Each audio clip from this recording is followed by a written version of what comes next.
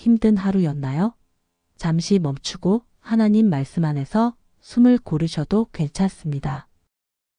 빌립보서는 기쁨의 서신이라고 불립니다. 그런데 이 편지가 쓰인 곳은 기쁨과는 거리가 먼 로마의 감옥이었습니다. 사도 바울은 복음을 전했다는 이유로 쇠사슬에 묶여 있었고 언제 처형당할지 알 수 없는 상황이었습니다. 그럼에도 불구하고 이 편지에는 기쁨이라는 단어가 16번이나 등장합니다. 성경은 우리에게 말합니다. 기쁨과 평안은 환경에서 오는 것이 아니라 하나님과의 관계에서 온다고. 오늘 우리는 빌립보서 4장을 통해 바울이 감옥에서 발견한 그 비밀을, 그리고 그것이 지금 이 순간 우리의 삶에 어떤 의미인지 함께 찾아보겠습니다. 이것은 2000년 전의 이야기가 아닙니다. 오늘 당신에게 도착한 편지입니다. 왜 감옥에 갇힌 사람의 편지를 2000년이 지난 지금도 읽을까요? 왜 쇠사슬에 묶인 사람의 말에 귀를 기울일까요? 왜 자유를 잃은 사람이 쓴 글이 우리에게 자유를 줄까요? 서기 62년 로마 감옥. 바울은 복음을 전했다는 이유로 갇혔습니다. 석방될 가능성도 희박했습니다. 재판은 계속 미뤄졌고 황제 네로의 변덕에 따라 언제든 죽을 수 있었습니다. 차갑고 어두운 감옥. 하루 종일 쇠사슬 소리만 들리는 곳. 내일이 올지도 모르는 곳. 그런데 그는 그곳에서 편지를 썼습니다. 빌립보에 있는 성도들에게. 그리고 그 편지는 지금 당신에게 도착했습니다. 편지를 펼칩니다. 첫 문장부터 놀랍습니다. 항상 기뻐하라. 감옥에서 온 편지가 기쁨을 말합니다. 아무것도 염려하지 말라. 쇠사슬에 묶인 사람이 평안을 이야기합니다. 모든 것을 할 수 있느니라. 자유를 잃은 사람이 능력을 선포합니다. 이것이 가능할까요? 가능합니다. 바울은 그것을 경험했고 우리도 경험할 수 있습니다. 오늘 우리는 빌립보서 4장을 펼쳐서 감옥에서 발견한 자유의 비밀을, 쇠사슬 안에서 찾은 평안의 길을 함께 걸어가겠습니다. 이 편지는 2000년 전에 쓰였지만 지금 이 순간 당신의 이름으로 배달되었습니다. 받으시겠습니까? 첫 번째, 환경이 아닌 선택, 기쁨. 우리는 기쁨을 환경에서 찾으려고 합니다. 날씨가 좋으면 기분이 좋고 날씨가 흐리면 우울합니다. 건강하면 감사하고 아프면 불평합니다. 통장 잔고가 늘면 마음이 편하고 줄면 불안합니다.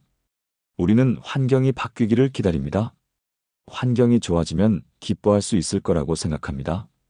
그런데 환경은 쉽게 바뀌지 않습니다. 나이는 계속 들어가고 몸은 점점 약해집니다. 자녀들은 바쁘고 세상은 빠르게 변합니다. 우리가 익숙했던 것들이 하나둘 사라집니다. 환경을 기다리다가는 평생 기뻐할 수 없습니다. 그런데 바울은 감옥에서 이렇게 썼습니다. 주 안에서 항상 기뻐하라. 내가 다시 말하노니 기뻐하라. 빌립보서 4장 4절. 항상이라는 단어를 주목하십시오. 헬라어로 판토테, 모든 때에라는 뜻입니다. 좋은 날에만이 아니라 나쁜 날에도 말입니다. 그리고 바울은 주 안에서라는 조건을 붙입니다. 기쁨은 환경이 아니라 관계에서 옵니다. 주님과의 관계가 견고하면 환경이 흔들려도 기쁨은 흔들리지 않습니다. 바울은 감옥에 갇혔지만 주님 안에 있었습니다. 그래서 기뻐할 수 있었습니다. 오늘 우리의 환경은 어떻습니까? 나이가 들어가는 것이 두렵습니까? 건강이 예전 같지 않아서 걱정입니까? 자녀들이 연락을 잘 안 해서 서운합니까? 이 모든 것은 환경입니다. 환경은 내가 바꿀 수 없습니다. 하지만 기쁨은 선택할 수 있습니다. 주님 안에 머무는 것, 그것은 우리의 선택입니다. 인천에 사시는 김순자 권사님은 올해 72세입니다. 5년 전 남편을 먼저 보내고 혼자 살고 계십니다. 무릎 관절염으로 걷는 것도 불편하고 자녀들은 다 멀리 살아서 명절에나 얼굴을 봅니다. 처음 2년은 정말 힘드셨다고 합니다. 혼자 밥을 먹을 때마다 눈물이 났고 밤에 잠이 오지 않았습니다. 그런데 3년 전부터 조금씩 달라지기 시작했습니다. 매일 아침 일어나면 주님, 오늘 하루도 함께 해주셔서 감사합니다라고 고백하기 시작했습니다. 처음엔 억지로 하는 것 같았습니다. 입으로는 감사하는데 마음은 여전히 무거웠습니다. 하지만 한 달, 두 달 지나면서 조금씩 달라졌습니다. 3개월쯤 되었을 때 아침에 눈을 뜨는 것이 조금 덜 무겁게 느껴졌습니다. 6개월이 지나자 혼자 밥을 먹을 때도 감사 기도가 조금 더 자연스럽게 나왔습니다. 환경은 그대로였습니다. 여전히 혼자 살고 무릎은 아팠습니다. 하지만 마음이 달라졌습니다. 지금은 교회에서 새벽 기도를 거의 빠지지 않으시고 홀로 사시는 다른 어르신들을 위해 기도하십니다. 여전히 외롭고 아플 때가 있지만 불평보다는 감사가 더 자주 나옵니다. 환경은 바뀌지 않았지만 선택이 바뀌었습니다. 주님 안에 머무는 선택을 했습니다. 그리고 그 선택이 조금씩 천천히 기쁨을 가져왔습니다. 사랑하는 여러분, 지금 저와 함께 이렇게 기도해 보시겠습니까? 사랑하는 하나님 아버지, 환경이 아니라 주님 안에서 기쁨을 찾는 하루를 살게 하소서. 오늘도 주 안에서 항상 기뻐하라는 말씀을 기억하며 살아가게 하소서. 제 마음을 주님께 고정시켜 주시고 흔들리는 환경이 아니라 변치 않으시는 주님을 바라보게 하소서. 오늘 하루 기쁨을 선택하는 하루가 되게 하소서. 예수님의 이름으로 기도합니다. 아멘. 이 기도를 매일 아침 고백해 보세요. 환경은 바꿀 수 없지만 선택은 바꿀 수 있습니다. 그리고 그 선택이 당신의 하루를 조금씩 바꿀 것입니다. 두 번째, 염려를 내려놓고 기도를 올리다. 우리는 얼마나 많은 시간을 염려하며 보냅니까? 밤에 잠이 오지 않을 때 우리는 무엇을 생각합니까? 내일 병원 검사 결과는 어떻게 나올까? 자녀가 직장에서 잘 지내고 있을까? 이번 달 관리비는 얼마나 나올까? 몸이 더 아파지면 어떻게 하지? 염려는 끝이 없습니다. 한 가지 염려가 해결되면 다른 염려가 찾아옵니다. 염려는 우리를 무겁게 만들고 밤잠을 빼앗아갑니다. 염려는 우리의 힘을 빼앗고 기쁨을 가져갑니다. 우리는 염려하면서도 염려를 멈출 수 없습니다. 그런데 바울은 이렇게 말합니다. 아무것도 염려하지 말고 다만 모든 일에 기도와 간구로 너희 구할 것을 감사함으로 하나님께 아뢰라. 빌립보서 4장 6절. 아무것도라는 단어가 중요합니다. 헬라어 메덴, 단 하나도라는 의미입니다. 큰 일만이 아니라 작은 일도, 중요한 일만이 아니라 사소한 일도 염려하지 말라는 것입니다. 대신 무엇을 하라고 합니까? 기도하라고 합니다. 염려를 기도로 바꾸라는 것입니다. 염려는 문제를 나 혼자 안고 가는 것입니다. 기도는 문제를 하나님께 올려드리는 것입니다. 염려는 나를 무겁게 만들지만 기도는 나를 가볍게 만듭니다. 그리고 바울은 감사함으로라는 조건을 붙입니다. 아직 응답받지 못했어도 감사하며 기도하라는 것입니다. 왜냐하면 하나님이 들으신다는 것을 믿기 때문입니다. 그 다음 7절을 보십시오. 그리하면 모든 지각에 뛰어난 하나님의 평강이 그리스도 예수 안에서 너희 마음과 생각을 지키시리라. 빌립보서 4장 7절. 하나님의 평강이 우리 마음을 지킨다고 합니다. 우리가 염려를 내려놓고 기도를 올릴 때 하나님의 평강이 우리를 지킵니다. 그 평강은 모든 지각에 뛰어난 평강입니다. 인간의 이해를 초월하는 평강입니다. 환경은 여전히 어렵지만 마음은 평안한 그 신비로운 평강입니다. 대구에 사시는 박영애 집사님은 올해 68세입니다. 3년 전부터 당뇨병을 앓고 계십니다. 약을 먹어도 혈당이 잘 조절되지 않아서 항상 걱정이었습니다. 특히 밤에 잠을 자려고 누우면 온갖 걱정이 몰려왔다고 합니다. 합병증이 오면 어떡하지? 눈이 안 보이게 되면 어떡하지? 그렇게 1년을 보냈습니다. 불안한 마음에 잠도 제대로 못 자고 식욕도 없었습니다. 그런데 작년 초 새벽 기도회에서 빌립보서 4장 6절을 듣고 마음을 바꾸기로 했습니다. 염려하는 대신 기도하자. 처음 한 달은 쉽지 않았습니다. 기도를 해도 걱정이 계속 올라왔습니다. 하지만 포기하지 않고 매일 밤 잠들기 전에 이렇게 기도했습니다. 하나님, 제 건강을 주님께 맡깁니다. 내일 일은 주님이 아십니다. 2달쯤 지나자 조금씩 달라지기 시작했습니다. 걱정이 올라올 때마다 기도로 바꾸는 것이 조금 더 자연스러워졌습니다. 6개월이 지난 지금 여전히 당뇨는 있지만 마음은 훨씬 가볍습니다. 밤에 잠도 더 잘 오고 낮에도 마음이 편합니다. 혈당 수치가 극적으로 좋아진 것은 아닙니다. 하지만 불안이 평안으로 조금씩 바뀌었습니다. 염려를 기도로 바꾸는 연습을 했고 하나님의 평강이 그 마음을 지켰습니다. 사랑하는 여러분, 지금 저와 함께 이렇게 기도해 보시겠습니까?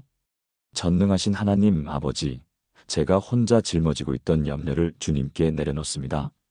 아무것도 염려하지 말고 기도하라는 말씀을 붙잡습니다. 제 모든 걱정과 근심을 주님께 아뢰고 주님의 평강으로 제 마음을 지켜주소서. 오늘부터 염려 대신 기도를, 불안 대신 감사를 선택하게 하소서. 예수님의 이름으로 기도합니다. 아멘. 오늘 밤부터 이 기도를 해보세요.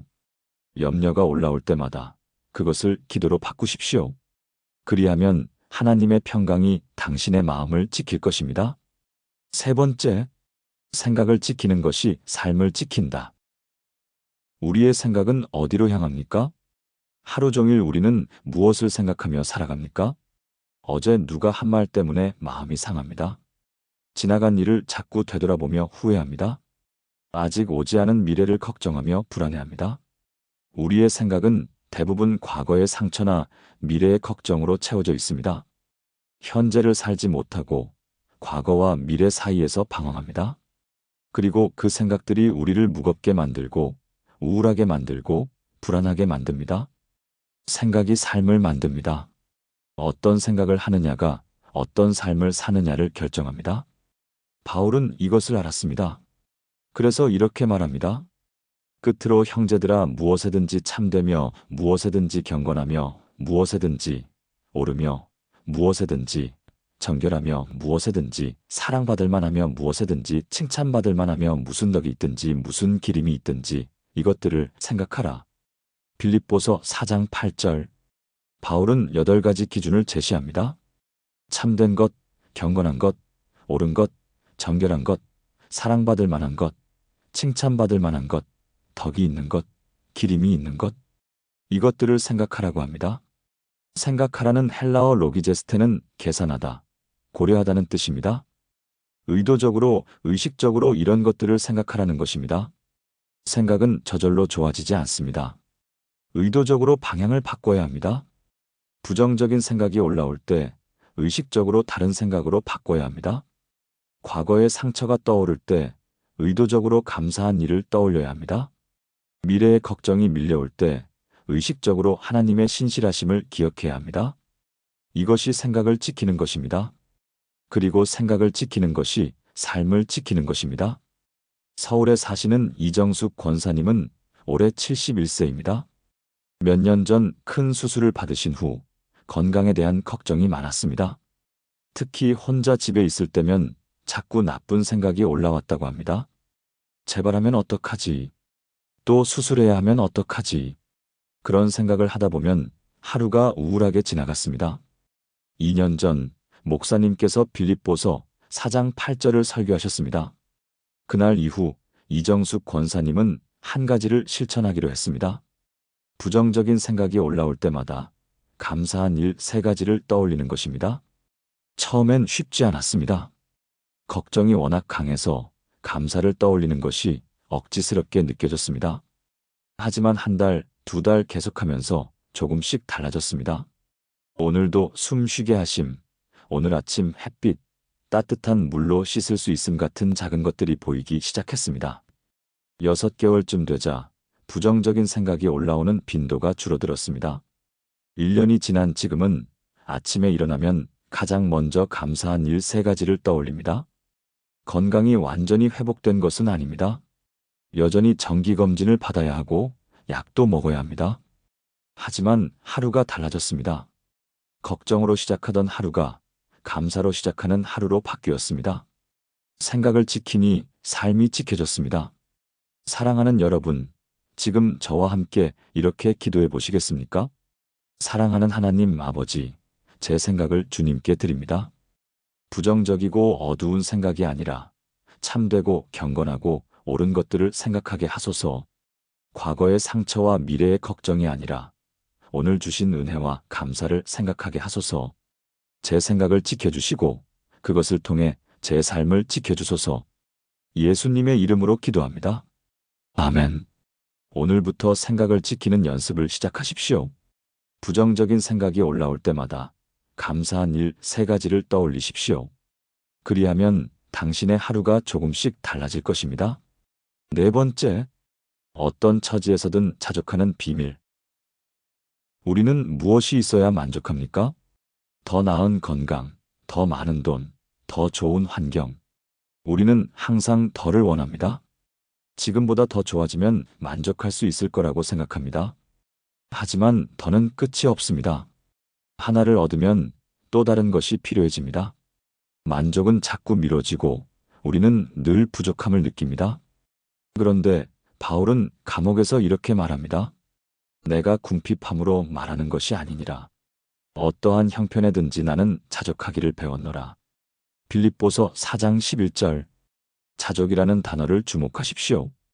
헬라어 아우타르케스는 스스로 충분함이라는 뜻입니다. 외부 환경에 의존하지 않고 내 안에서 충분함을 느끼는 것입니다. 그리고 바울은 배웠노라고 말합니다. 자족은 저절로 오는 것이 아닙니다. 배워야 하는 것입니다. 연습해야 하는 것입니다. 12절에서 바울은 더 구체적으로 말합니다. 나는 비천에 처할 줄도 알고 풍부에 처할 줄도 알아 모든 일 곧 배부름과 배고픔과 풍부와 궁핍에도 처할 줄 아는 일체의 비결을 배웠노라. 빌립보서 4장 12절. 비결이라는 단어가 중요합니다. 헬라어 미스테리온, 비밀스러운 지식이라는 뜻입니다. 자족에는 비밀이 있습니다. 그 비밀은 무엇입니까? 13절이 답입니다. 내게 능력 주시는 자 안에서 내가 모든 것을 할 수 있느니라. 빌립보서 4장 13절. 자족의 비밀은 내 힘이 아니라 주님의 능력입니다. 내 안에 무엇이 있느냐가 아니라 누가 나와 함께 하느냐입니다. 주님이 함께 하시면 비천해도 괜찮습니다. 주님이 함께 하시면 풍부하지 않아도 충분합니다. 주님이 능력을 주시면 나는 모든 것을 할 수 있습니다. 부산에 사시는 최영자 집사님은 올해 69세입니다. 20년 넘게 식당에서 일하시다가 5년 전에 무릎이 안 좋아져서 그만두셨습니다. 국민연금만으로 생활하시는데 솔직히 넉넉하지 않습니다. 자녀들이 가끔 용돈을 드리지만 받기가 미안하다고 합니다. 처음에는 정말 힘드셨습니다.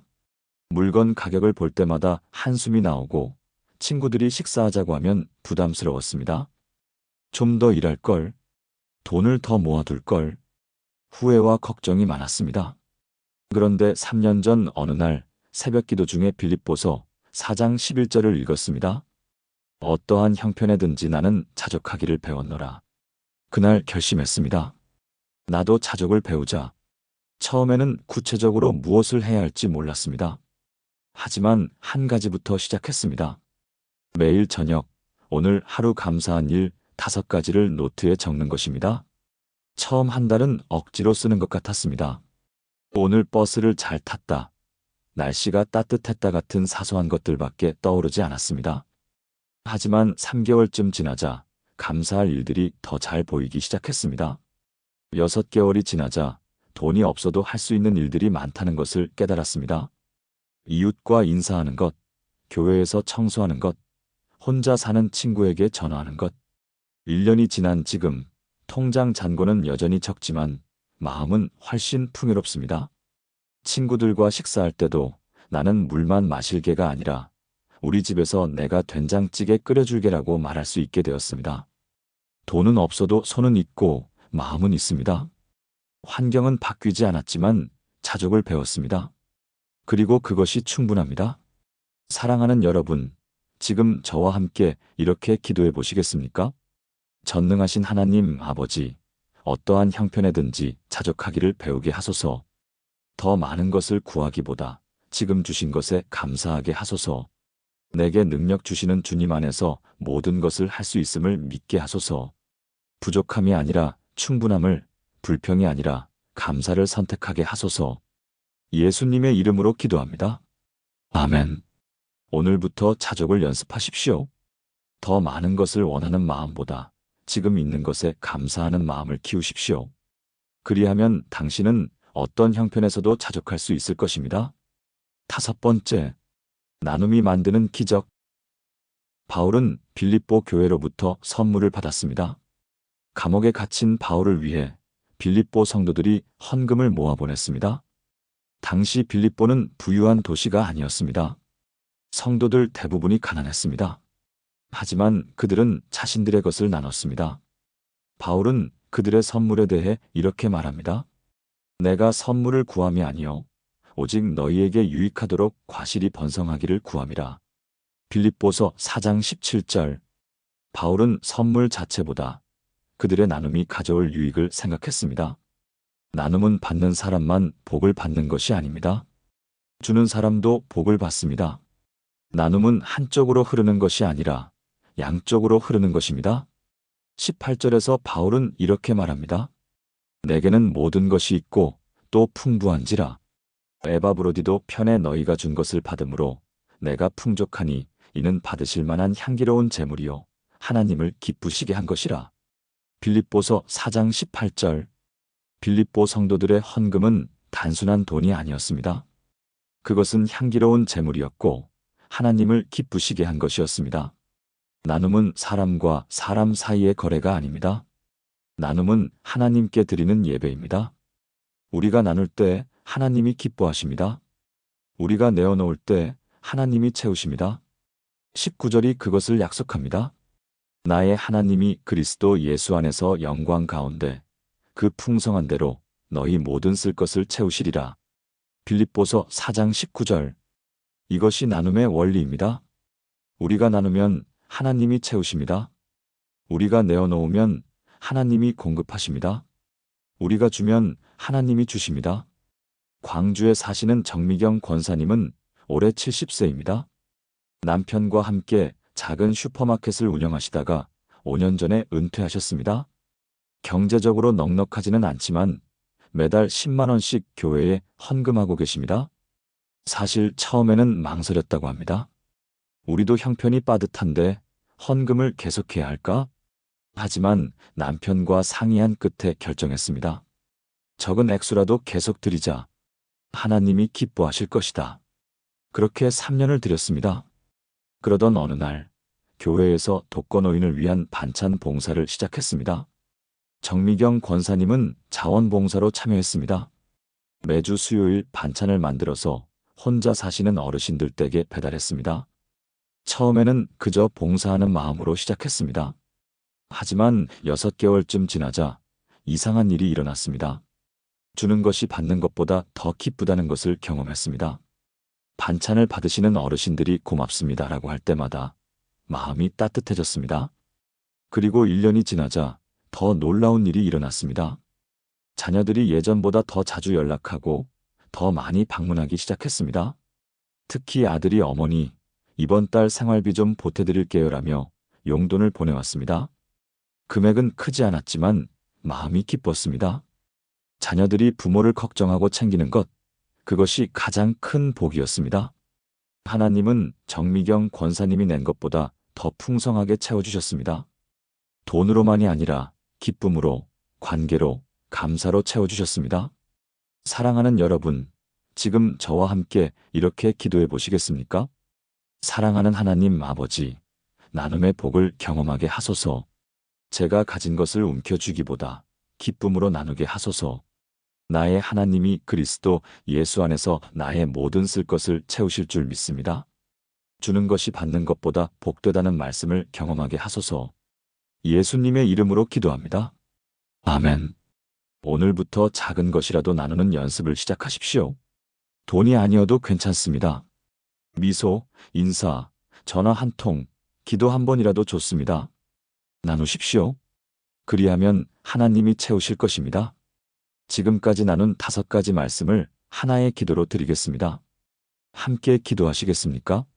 전능하신 하나님 아버지, 감옥에서 보낸 바울의 편지를 통해 오늘 저희에게 주신 말씀을 감사드립니다.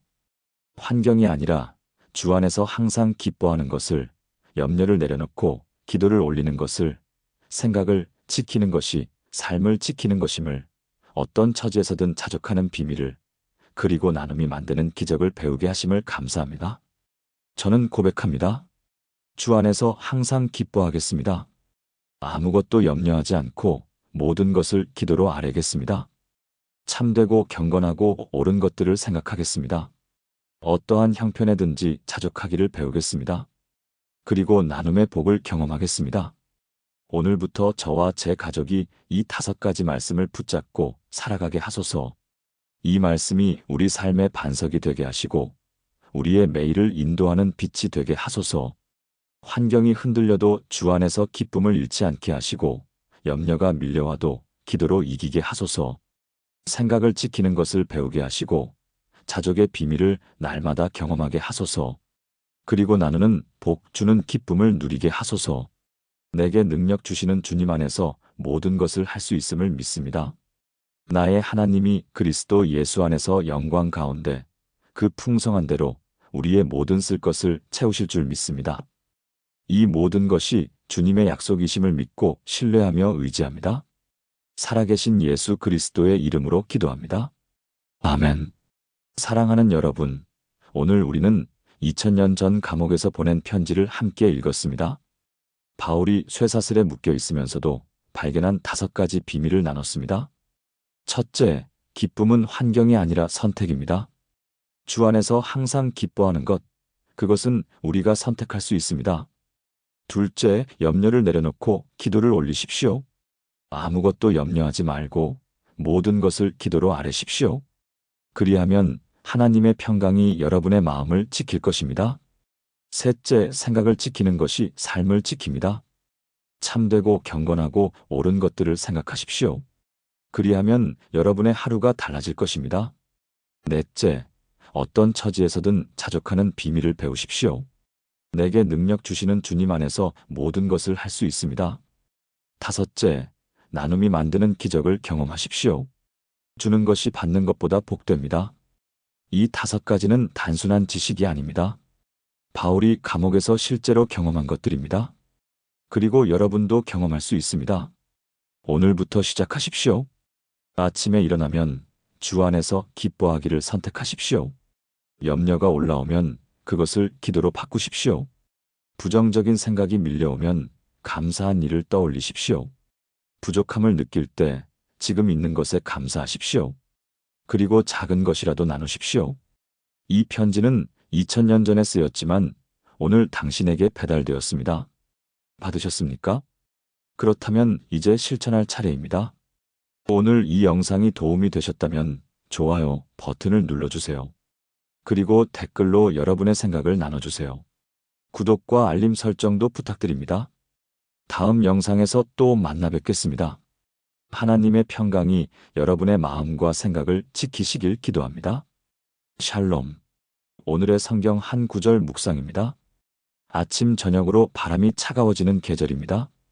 걷는 동안 옷깃을 여미게 되고 문득 찾아오는 쓸쓸함이 마음을 더 차갑게 만드는 날도 있습니다. 바쁜 하루 속에서도 설명하기 어려운 외로움이 스며들고 괜히 마음이 가라앉는 것 같아 스스로도 당황스러울 때가 있지요. 그런 우리의 마음을 향해 하나님은 시편 34편 18절에서 이렇게 말씀하십니다. 여호와는 마음이 상한 자에게 가까이 하시고 충심으로 통회하는 자를 구원하시는도다. 하나님은 강한 사람에게만 가까이 가시는 분이 아닙니다. 오히려 마음이 약해지고 혼자 견디기 어려운 계절을 지나고 있는 이들에게 더 조용히, 더 따뜻하게 다가오시는 분입니다. 쌀쌀한 바람이 불어올 때마다 우리의 외로움은 깊어지지만 그 순간이 바로 하나님이 우리의 마음을 감싸는 시간입니다. 계절이 차가워질수록 하나님은 더 가까이 계시고 우리가 느끼는 쓸쓸함을 누구보다 잘 알고 계십니다. 오늘 하루 마음이 흔들리거나 걷는 길이 유난히 길게 느껴진다면 작게 중얼거려 보십시오. 지금 하나님이 내 곁에 계신다. 이 한 문장이 마음을 다시 따뜻하게 만들어줄 것입니다. 쓸쓸한 계절에도 하나님은 당신 곁을 가장 따뜻하게 지키고 계십니다.